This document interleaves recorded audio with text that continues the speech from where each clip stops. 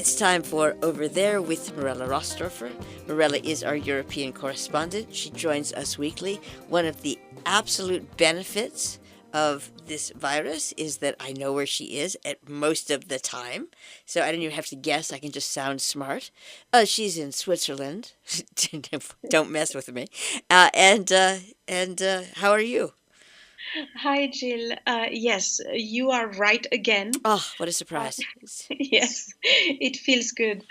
Yes, from Switzerland, with now after many weeks of choosing other topics, I have to come back to the COVID-19, as it is really having again a huge impact on Europe, and I believe more than it was actually expected when we were all feeling more optimistic through the summer. So what's happening in Europe is that some countries are deciding to do some full lockdowns again, and we all know what it means. While it is meant to save lives, of course, and also protect all the health systems that are absolutely at their maximum capacity by now, it also has, of course, a huge impact, considering that we are 1 week from December, which is supposed to be normally one of the best time for most businesses. So Germany is going into a lockdown. There was a speech from Chancellor Angela Merkel. She was, for the first time, I think, in years, I mean, I never saw her like this, extremely emotional. I think, I suppose that she knows exactly what she's talking about, in the sense that she's a scientist herself. But also that she is very aware of the amount of people that are dying every day. So the lockdown is going to last until the 10th of January. All non-essential businesses are going to close. There will be a little bit of a present for Christmas, in the sense that 4 close family members will be allowed to join one household. This is not much, but I think it means a lot to many people nevertheless. Netherlands, one of the countries that has been the most relaxed at the beginning of the pandemic, is also going into a full lockdown, and it's the same. No shops anymore, no cinemas, no hairdressers, no schools, and we also know what that means for the students, the pupils, and their parents, obviously. Every household can only have 2 guests. Except for Christmas, it's going to be 3 guests. So this is an extremely strict lockdown. But again, the health system are not able to absorb much more than what is going on right now.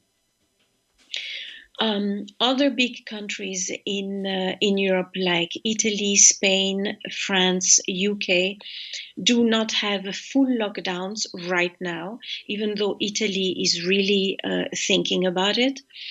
But they do have many restrictions. If I take France as an example, the restaurants and bars are still closed. They have a curfew from 8 p.m. to 6 a.m., which is a very strict one, and means basically that in the evening nobody is outside anymore. And this is not it's going to be slightly lifted for Christmas, I believe, but not for New Year's Eve, which is the biggest worry of all governments right now. And that's why they are taking strong measures before.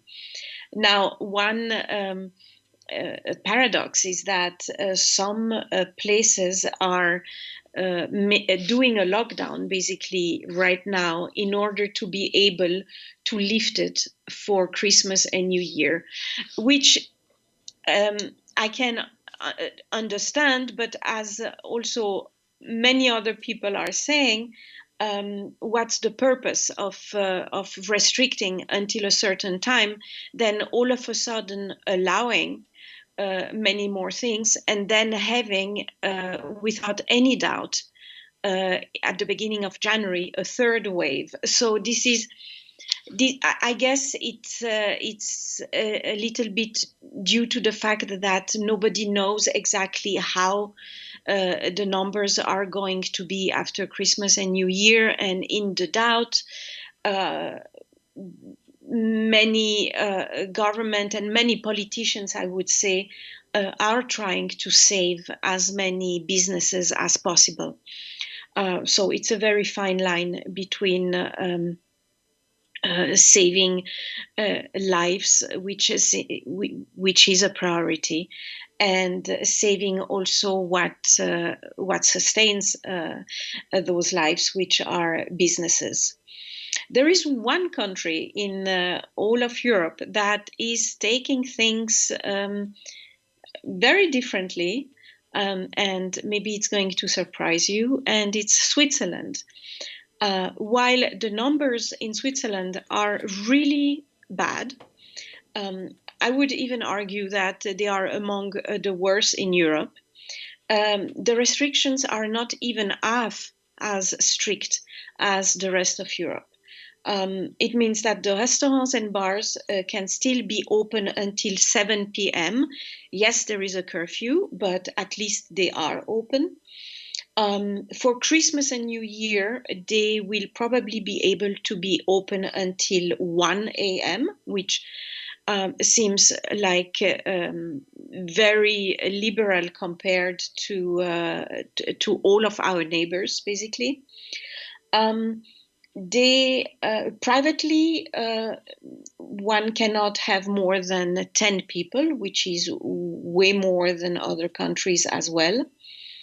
And publicly, churches, religious purposes, funeral, political protest, all of this is allowed, but no public events like, I would say, like fairs or what is basically a pure pleasure and leisure. So Switzerland is also taking a completely different approach, as I mentioned last week, when it comes to skiing, which is literally making the directors of the most important hospitals in Switzerland completely crazy, because in normal times, in normal years, what happens when people have accident in the mountains, very often they are then transported to the city's hospitals to get the necessary care.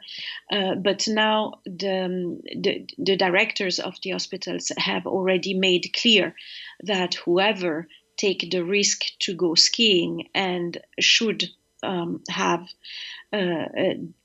be unlucky and have an accident, that person will probably not being able to be transported in any hospital in the big cities, because they are full. They have almost full capacity for COVID, and they only have a few beds left for other kind of emergencies, which is, let's not forget, in many cases also life-threatening. So everything is now at the very edge. in Switzerland, we have different cantons, as we call them, and everybody is doing a little bit its own little rules. And this is probably also what drove us to have such bad numbers. It's the fact that we did not have a large consensus on what to do or not to do, or what to allow and not to allow. And therefore, every region has decided a little bit by itself. For example, Graubünden, which is the region where you have those beautiful ski resorts like St. Moritz, is doing a lockdown with the restaurants until, I believe, the 18th of December, and then they will open again. So the idea being to slow down until barely before Christmas, and then allowing people to gather in restaurants and bars. Again, this is really a question of opinions, as always these days, but there is no doubt that by doing so, the numbers will get higher in January. Again, it is for them, of course, for many of them, a question of survival, and many businesses could potentially get bankrupt if those restrictions last too long. But it is also a question of decency, and as I said before, this fine line is everywhere easily crossed, one side or the other. And this is the reason why, how can I say, the discussions, the opinions are very heated, and accusations of all kind go into all sorts of direction. It is a time where it is absolutely necessary to keep a cool head and make the right decisions. But of course, when so many emotions are part of the decision making, it makes all of this very complicated. Now, let's finish on a positive note and say that the first vaccines in Europe will probably be available already before Christmas. It's what's announced, at least. And while this is not going to be an immediate relief for everybody, and I think we all understood that, it is nevertheless a wonderful light in the tunnel. Thank you very much, Mirella Rastorfer, over there. My pleasure.